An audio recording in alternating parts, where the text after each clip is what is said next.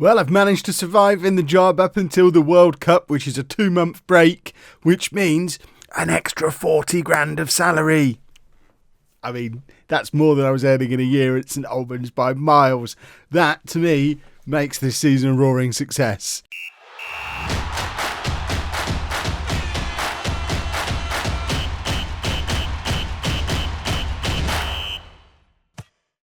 Hello and welcome to Club 3, Part 8 of Non-League to Legend. I'm Kevin. Coming up on today's episode, we have two matches. They're going to be quite spread apart. It was originally supposed to be Reading and Stoke, which were going to be back-to-back before the World Cup.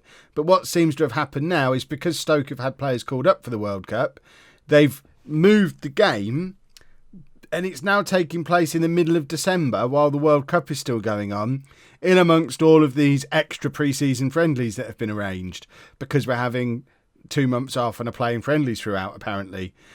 This World Cup thing is a complete mess. What's also a complete mess is our form. We have had a couple of decent performances since you were last with me. We played quite a few games. Most notable was scoring 5 goals against Hull. That was a happy day.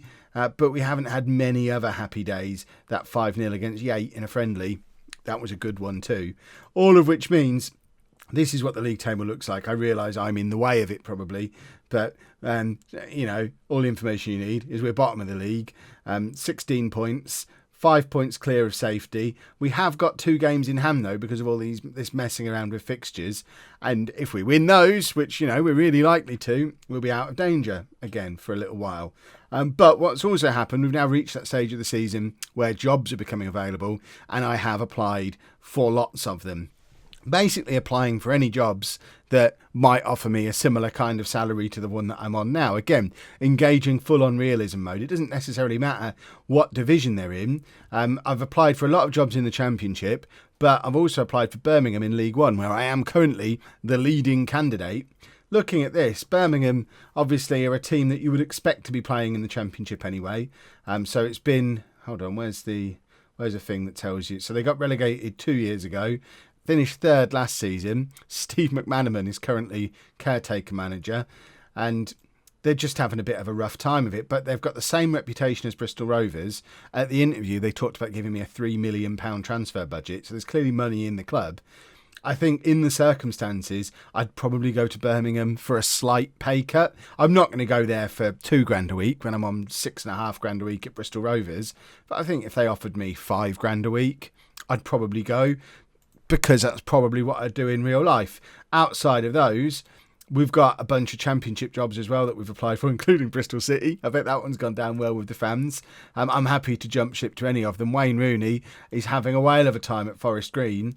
They're in 8th place in League One, so he's now emerging as a favourite for lots of these jobs as well. Wayne Rooney could be joining me in Bristol if I don't get any of these jobs by heading to Bristol City.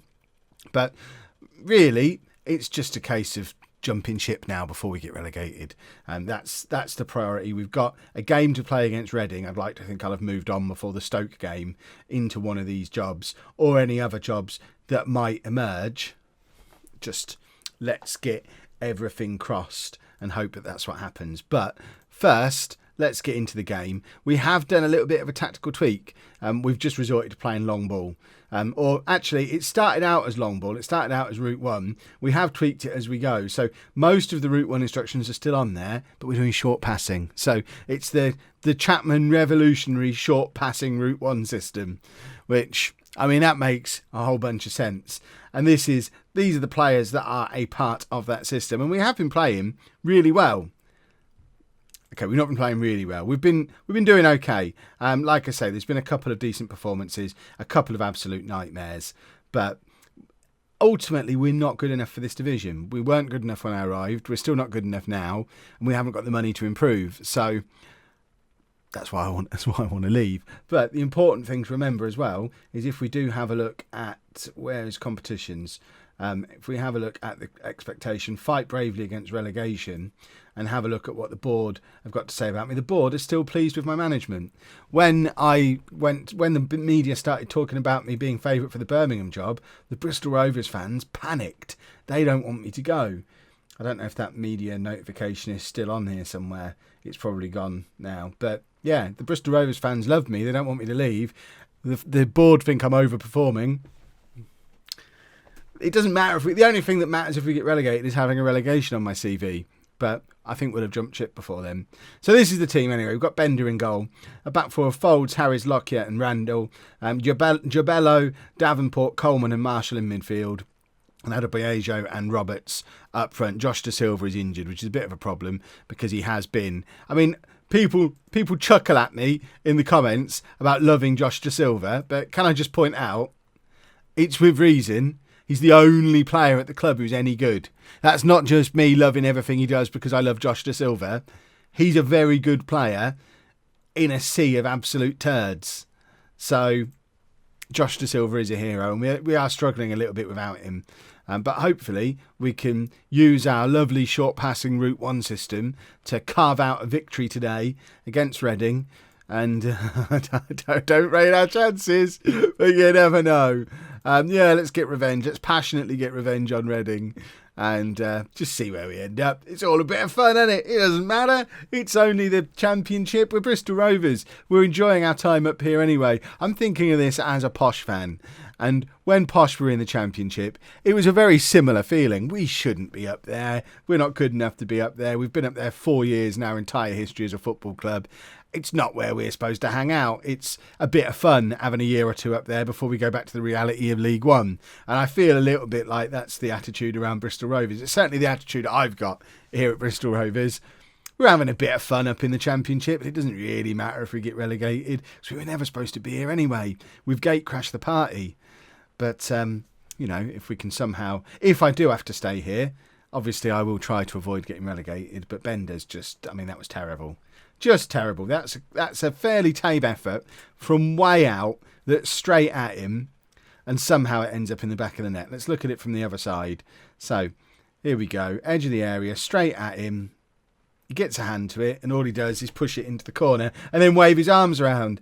I don't even... What's he saying there? I didn't know the goal was this wide. I thought I was pushing it wide. You numbskull. So let's show... We've already asked for passion before the match. Let's have a bit more passion now. And see if extra passion. Maybe that's the answer. Maybe we weren't passionate enough. Right, Reading are attacking us again, and yikes. That was very similar to the first goal. It was a better strike, but it was still straight at him, and he still just pushed it into the corner. I think we can blame Bender for both of these goals today. Let's have a look at this one from the other side. And here's the shot, and okay, it's got a deflection. Maybe he's not as at fault, but the deflection did actually put it into his path. So all he had to do was not move his head. It hits him in the face and he saves it. But, oh no, got to protect his face. Here's Tyler Roberts trying to grab one back. I mean, that is a decent effort. That is probably a better effort than either of the two that Reading had. But because they've got a real goalkeeper and we've got Bender, then... I don't know. Can we... Is this game nearly over? I want to get back to job hunting. Right, Marshall, who is one of our better players, and that says a lot about us as well because he's not good enough. And Adebayo, what a finish there. That is a lovely goal. We're back in it, boys and girls. What did I say? We're going to win our games in hand.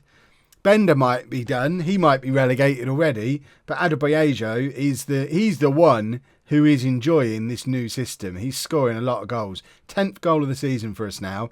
I did not expect him at the start of our season to be our top scorer, but he absolutely is. I mean, that's terrible again defensively. We are not very good at defending, which still baffles me because if you look at the star ratings, our two best players are still our two centre-backs.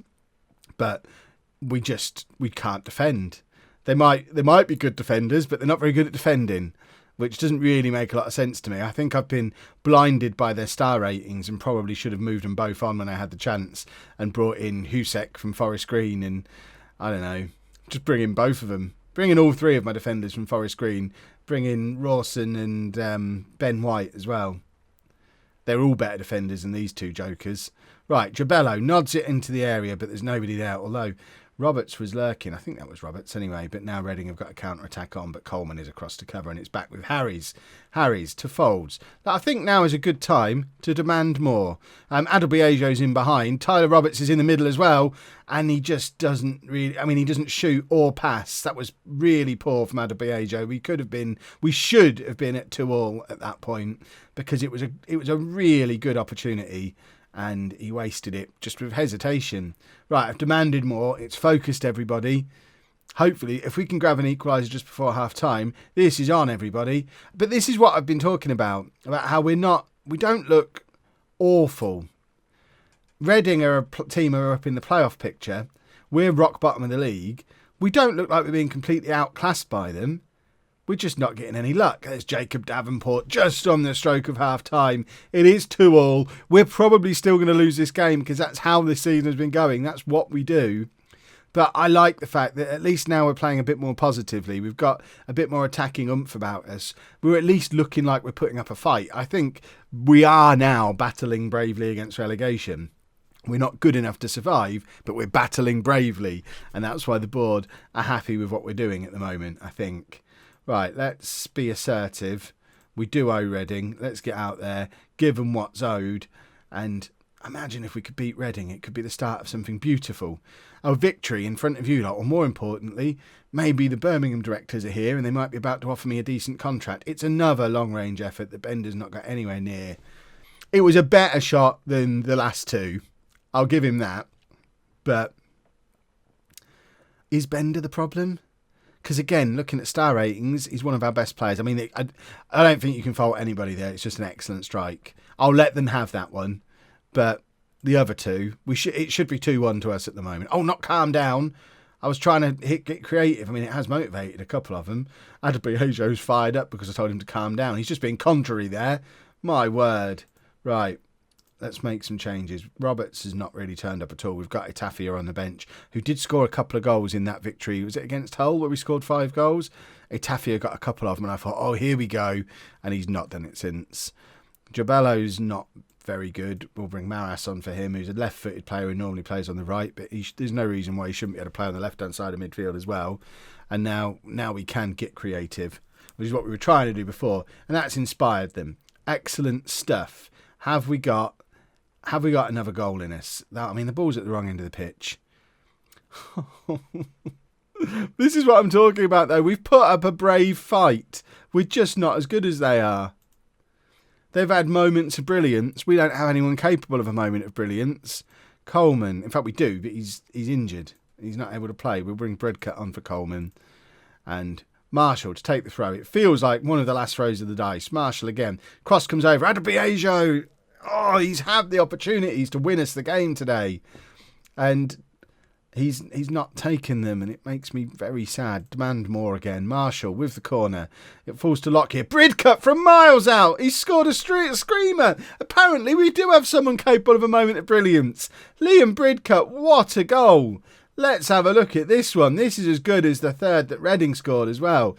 Lockyer nods it down to Bridcut. First time. What a strike. 5 minutes to go. Could we? Because a draw's useless to us. But, I mean, it does show that we are playing better than we have been throughout the rest of my tenure here at Bristol Rovers. We've never been this competitive in games. We're just still not good enough. We're not going to win, are we? I mean, a draw is a good result. It's one of our games in hand. It lowers the gap to 4 points between us and Barnsley. And there will be poorer teams than Reading that we have to play. I think that was a fairly positive result, and I think we need to give the lads a pat on the head. Yeah, they were unlucky. I think we had opportunities to win the game, and we were very unlucky with the goalkeeping performance. On another day, we win that game. But that's the story of our season. At the end of the year, when you get the season review, Bristol Rovers finished bottom, relegated. On another day, we wouldn't have been. And that is just the story of the season. Right, I don't know what happens here. We might play Stoke. We might get into job hunting stuff. We might just have a look at the World Cup as it happens. We're going to kind of play it by ear for the next 5 or 10 minutes of this video and see what happens. I'm not going to show you it because job interviews are quite boring to watch, but QPR have offered me an interview, which I'm about to go to. Again, that's going to be a good move if we can get this one. Well, Bristol City turned me down. Apparently they didn't want to hire Bristol Rovers as manager, which to me seems silly. It would have been a good ha to Bristol Rovers, but apparently they didn't see it that way. Fair enough. I want to go to QPR now. There you go. We've just applied for our first job outside of England. I don't think I'll get the Parma job, but that would be interesting, definitely. Well, I'm not going to QPR, am I? I can hear the chorus of people in the comments now. Kev, if you'd have stayed at Forest Green, you'd have got that QPR job. Wayne Rooney got the QPR job because he was at Forest Green.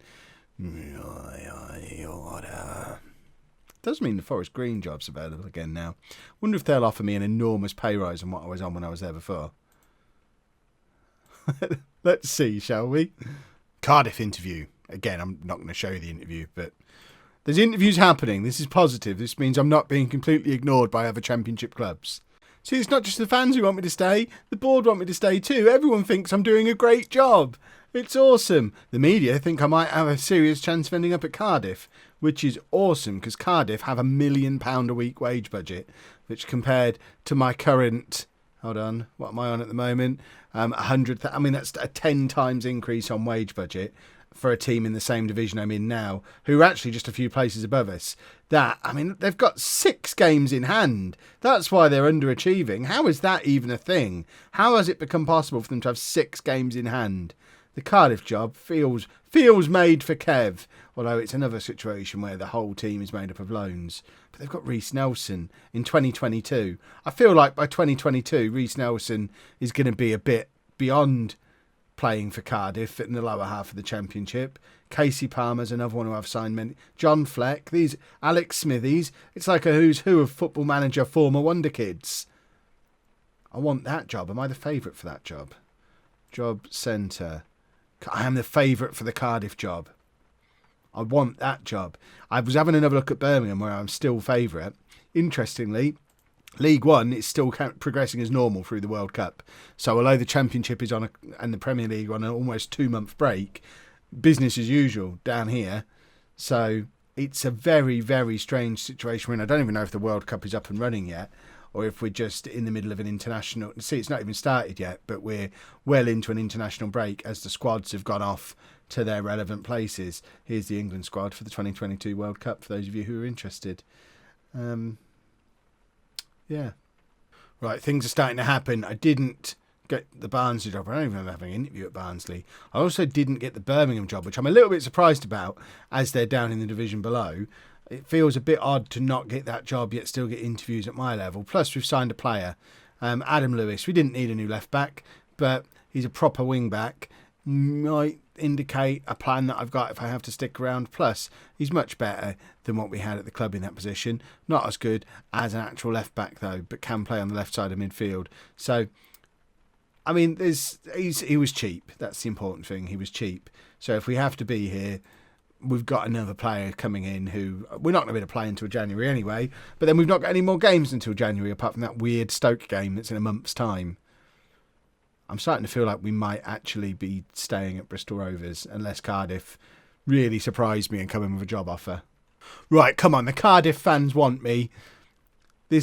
My compensation is easily affordable. That suggests a pay rise. Come on, this is the one we want. I've never been to Wales. I might have to go to Wales.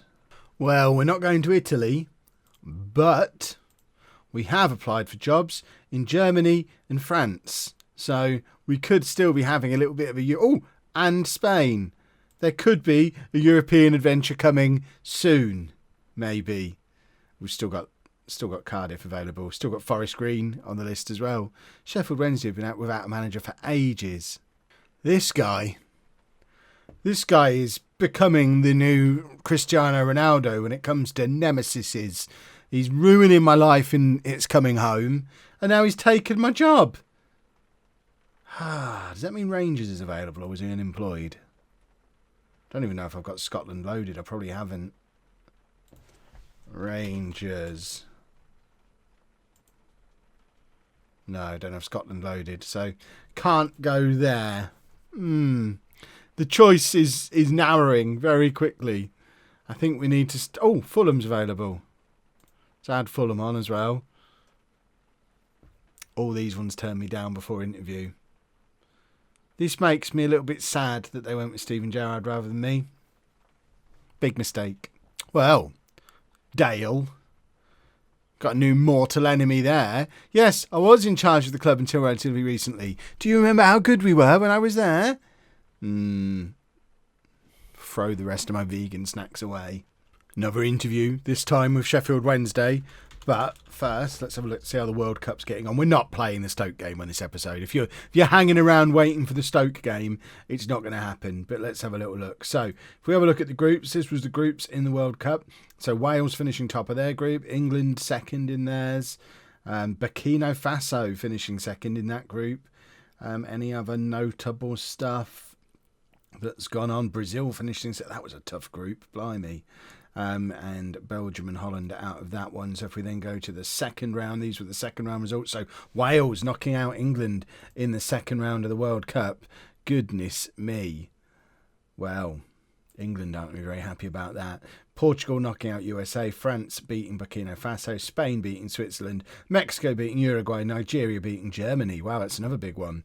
Italy beating Holland and Brazil beating Belgium. So this is your quarter-final lineup. Wales versus Spain, Portugal versus France, Mexico versus Brazil, Nigeria versus Italy. We'll revisit that before the end of the episode, will we not? Another job interview, this time Fulham. What a moustache. And after all of the job interviews, we have a happy ending, boys and girls. We're off to Fulham on a massive, massive pay rise, which, to be fair, we're going to need to live in that part of London. But my word, a £500,000 a week wage budget, no transfer budget. It's a little bit alarming. They want to develop players using their youth system, play attacking football, play possession football, and sign youngsters. So it's all about signing youngsters and attacking. This sounds like a Kev dream. Why have they got no transfer budget? I mean, I'm not obviously going to turn it down because it's 10 grand a week, which we might even squeeze a bit more out of. Let's just have a little look at how Fulham have been getting on. So relegated from the Premier League since then. Bottom half championship team. I mean, easy. Easy peasy. Let's try and squeeze a bit more money out of the man with the moustache. Let's be really cheeky and push it really hard. Please don't. I've never had a chairman just say no and walk away, but it could happen. You never know. Let's keep pushing. They've doubled my already ridiculous salary. Oh, you don't need to be good at the game. You just have to apply for enough jobs and you'll get rich. This is real money, right? Well, there you go. We're off to Fulham. Bye-bye, Bristol Rovers. Let's check in with the World Cup. We'll do a proper intro to Fulham tomorrow. For now, let's see how the World Cup's getting on. So, quarter-final games. We had Spain beat Wales, Portugal beat France on penalties, Brazil beat Mexico, and Italy beat Nigeria on penalties. So, the semi-final of the World Cup has a very World Cup-y, similar, familiar feel about it. Harry Kane still might win the Golden Boot, considering England were knocked out in the second round. That's quite impressive. We should do the normal little goodbye to Bristol Rovers. I mean, the one man I'm sad about leaving, Josh Da Silva. We'll try and find a way to bring him with us, but with no budget to spend at Fulham, it's going to be interesting. Let's just have a look how bad the finances are so we can figure out what we've let ourselves in for. So Bristol Rovers got £230,000 compensation for me leaving. I'm 40 now. Oh, that's so sad. Fulham have now lost 4 league games in a row and find themselves in 9th place. I mean, that doesn't feel like a disaster. Does any of this feel familiar to you all? Going to be fun tomorrow. If you've enjoyed that, please make sure you leave a nice big thumbs up on there for me. Subscribe to the channel for daily Football Manager videos. And thank you very much for watching.